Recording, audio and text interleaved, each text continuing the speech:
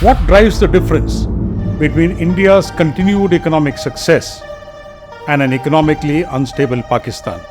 Is it a fundamental difference in Indians and Pakistanis on economic matters? Or is it a matter of two individuals, Nehru and Manmohan Singh, who turned India in the right direction, and that is what drives the difference, as most Pakistanis believe it to be? How best to answer the question than to turn the clock back to 1947, before Nehru and Manmohan Singh came into the picture.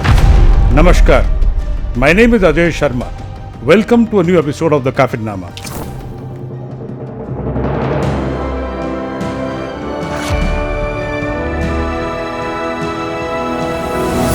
How did the economies of India and Pakistan compare in 1947? Pakistan had 19% of the population of undivided India, but it had only 9.6% of industrial establishments.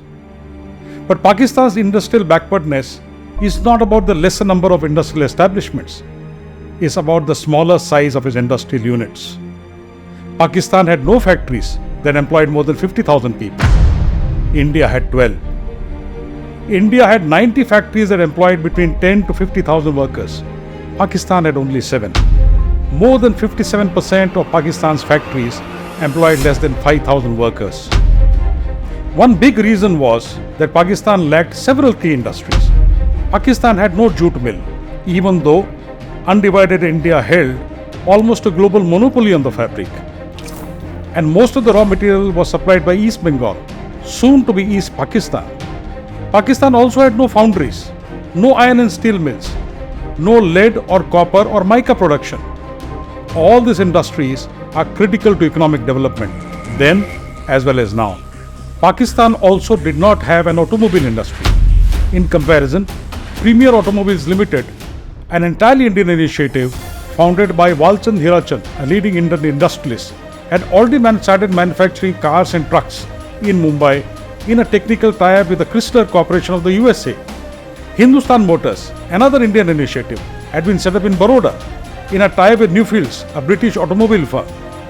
Meanwhile, General Motors and Ford Motors had set up assembly plants in Mumbai. By 1948, India had an installed capacity of more than 67,000 vehicles annually. India's history at aircraft manufacture started even earlier than its automobile industry. Hindustan Aircraft Limited, again founded by Walchand Hirachand, was set up in 1940. It started manufacturing aircrafts in 1941 for the Indian Air Force. By 1947, Hindustan Aircrafts employed more than 6,000 people. Needless to say, Pakistan did not have an aircraft industry too. Pakistan's industrial backwardness in 1947 is further reflected in the low investment in its joint stock companies versus those registered in India.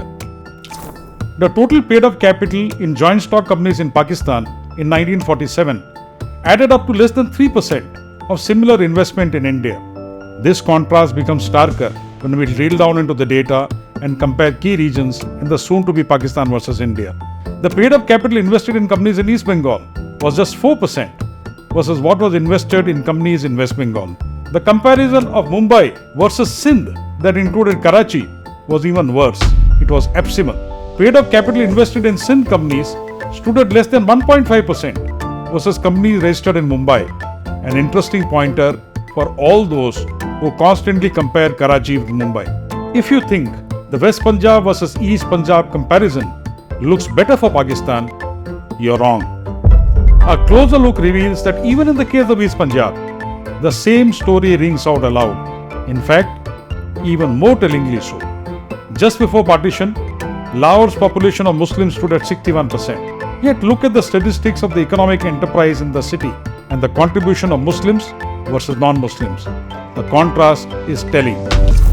These charts bring to life the economic backwardness of Pakistan in 1947. But they also point to a more fundamental issue: the lack of economic development among Muslims in the Indian subcontinent versus non-Muslims. 97 of the 98 scheduled banks in undivided India were owned by non-Muslims. Very few of the moneylenders, industrialists, and even traders were Muslims. In Western India, the Muslim ownership in cotton production and shipping, two high-growth sectors, was negligible. Muslims own only 2 of undivided India's 111 jute mills. There are various other data points that point towards the lack of development among Muslims in the Indian subcontinent. The question was, why was this so? Was it a negative attitude of Muslims towards modern education? Was it a lack of enterprise among Muslims in general, exceptions apart? Or, putting it bluntly, did a fanatical adherence to Islam become a limiting factor in the economic development of Muslims in the Indian subcontinent?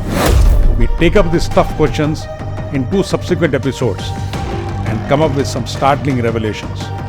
Subscribe to the Kafirnama and stay tuned in. If you like this episode, please do like and share it with your friends. Jai Bharat.